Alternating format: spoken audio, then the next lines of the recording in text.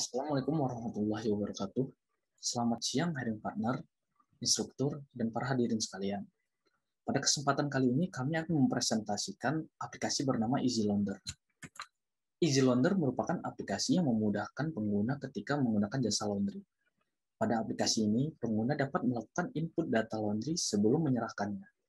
Pengguna juga akan mendapatkan notifikasi status ketika cuciannya telah selesai. Aplikasi ini juga akan menyediakan fitur live chatting dari pengguna ke admin.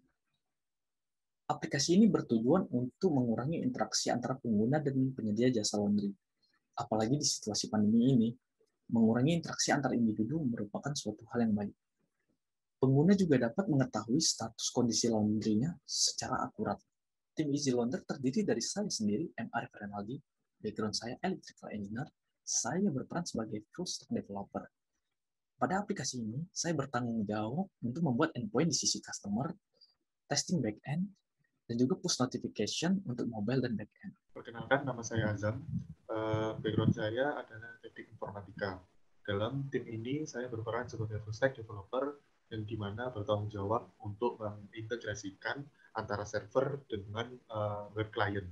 Kemudian saya juga bertanggung jawab untuk men-styling secara keseluruhan menu yang ada di web dashboard admin. Perkenalkan, nama saya Gary Agassi, background saya tourism management, dan pada proyek kali ini di EasyLaunder saya berperan sebagai full stack developer, di mana di bagian backend saya melakukan pembuatan endpoint untuk REST API dari sisi admin, dan juga saya membuat tes menggunakan JS. Lalu di bagian front end, saya membuat sebuah fitur chat yang sudah terintegrasi antara admin dan user. Baiklah, perkenalkan, nama saya Gregorius Verligi Gawinarno, background saya adalah pendidikan fisika, dan berperan sebagai full stack developer. Kontribusi saya pada proyek kali ini, yaitu pada front end, saya ditugaskan untuk mengerjakan fungsional tiap screen pada mobile apps, seperti wiring client dengan database, mengatur tampilan, dan lain-lain. Dan juga pada backend, saya memasang endpoint di server untuk mengintegrasikan notifikasi dari Mitrans. Sekarang, kami akan menampilkan hasil testing menggunakan JS. Pada tes ini, aplikasi EasyLaunder mencapai angka 91,46%, yang mana itu menunjukkan bahwa aplikasi ini berjalan sebagaimana mestinya. Selanjutnya, kita akan melakukan demo aplikasi, dimulai dari sisi pengguna, yaitu mobile. Ini merupakan tampilan awal dari home screen. Untuk melakukan order, kita bisa klik button pesan laundry. Pada halaman ini, kita dapat memilih layanan yang diinginkan. Contohnya, saya ingin memesan laundry cuci setrika. Lalu juga dapat memilih pilihan perfume untuk laundry kita. Contohnya saya milih Molto, Lily Sweet. Setelah itu, jika ada tambahan seperti misalnya Selimut 3, lalu Gordon 3 aja. Setelah itu, kita akan check out. Nah, sebelum submit pesanan, ada pilihan untuk jika kita ingin pakaian kita dijemput.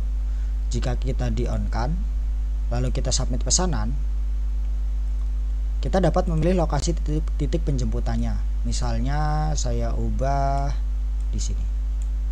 Nah, pilih lokasi penjemputan. Setelah order selesai, lalu kita lihat di daftar pesanan. Nah, ini adalah pesanan yang baru saja kita buat. Statusnya masih pending karena memang belum diproses oleh admin, dan juga status pembayarannya juga masih unpaid.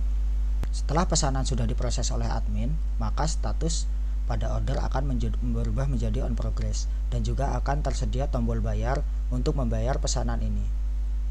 Lalu, apabila kita ingin membayar lebih cepat, agar pakaian kita juga lebih cepat di laundry,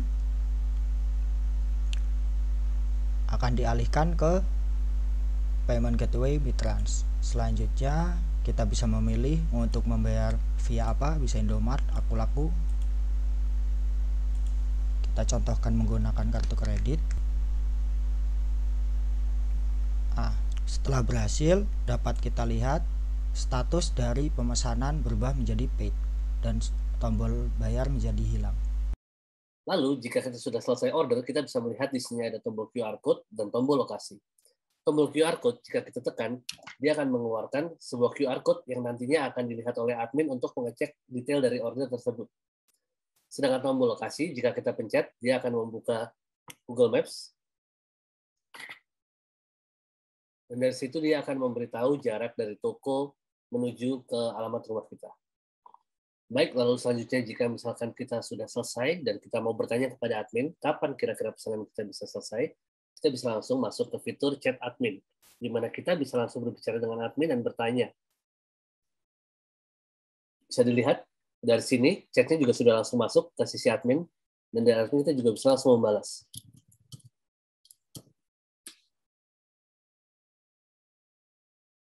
Keduanya langsung saling berintegrasi dan dia langsung menerima. Lalu, jika pesanan sudah selesai, dari sisi admin, kita hanya tinggal klik tombol done. Dan dari sisi user, kita akan menerima sebuah notification. Cucianmu dengan ID sudah selesai. Di dalam dashboard admin, admin nanti dapat melihat semua order yang telah dilakukan oleh para customer gitu ya. Dari emailnya, ordernya apa, tayangannya apa, statusnya di mana, nah itu semua ada di halaman dashboard admin ini. Kemudian admin bisa melihat detail dari orderan yang dilakukan oleh customer. Di sini kita bisa lihat ada statusnya apa, kemudian statusnya apa, dan lain-lainnya. Nah, sebelum memproses, admin akan memasukkan berat dari laundryan dari customer yang sudah diantar ya.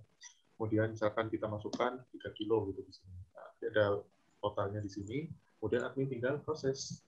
Kita tunggu prosesnya. Kalau udah selesai, nanti statusnya akan berubah menjadi on progress. Gitu ya. Dan nggak bisa lagi input berat dari laundryan. Nah, ketika nanti laundryannya itu sudah selesai, maka admin bisa mengklik tombol dan ini. Nah, bisa lewat sini atau bisa juga lewat tabel di sini. Jadi ini yang udah progress kan sudah selesai, maka admin bisa klik dan di sini yes, dan akhirnya statusnya berbeda. Seperti itu.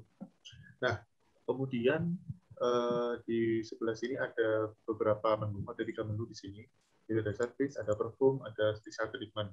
Nah, 3 menu ini itu ditujukan untuk admin ketika ingin membuat service baru atau membuat perform baru, kemudian atau mengedit special treatment atau menghapus dan lain-lain. Intinya sih cara udah di dalam 3 menu ini. Seperti itu. Baik, jadi ini adalah workflow dari aplikasi kami. Klien web dan klien mobile akan meminta data dari server. Server akan meminta data dari Postgres, dari database. Lalu database akan mengembalikan ke server, yang akan lagi dikembalikan kepada web dan mobile. Untuk fitur chat dari klien mobile dan juga dari klien web, semua langsung melalui Firebase untuk menerima dan mengirim chatnya. Untuk payment gateway Midtrans, dari klien, mengirim ke Midtrans, mengirim ke server, lalu data itu akan diterima lagi oleh klien. Lalu untuk testing di bagian backend, kami menggunakan Node.js sebagai bahasanya, Express.js untuk framework-nya, dan untuk testing kita menggunakan Jest. Untuk database sendiri kita menggunakan PostgreSQL dan Sequelas untuk ORM-nya. Axios kami gunakan untuk melakukan HTTP request. JWT atau JSON Web Token kami gunakan untuk membuat akses token untuk digunakan saat login dan juga register. Backup hashing kami gunakan untuk menghash password dan juga untuk mengecek password. Lalu untuk deploy kami menggunakan Amazon Web Services EC2. Stack yang digunakan di front end yaitu React dan React Native Library untuk platform web dan mobile, Redux sebagai management state, Expose sebagai platform mendevelop React Native, Midtrans sebagai payment gateway, Axios sebagai proses HTTP request, Cloud Firestore sebagai database penyimpan data live chat, HeavyDev sebagai API untuk generate QR code, AWS S3 sebagai web service untuk kita deploy front-end. Sekian presentasi dari kami. Kami menerima apabila ada masukan ataupun pertanyaan. Terima kasih.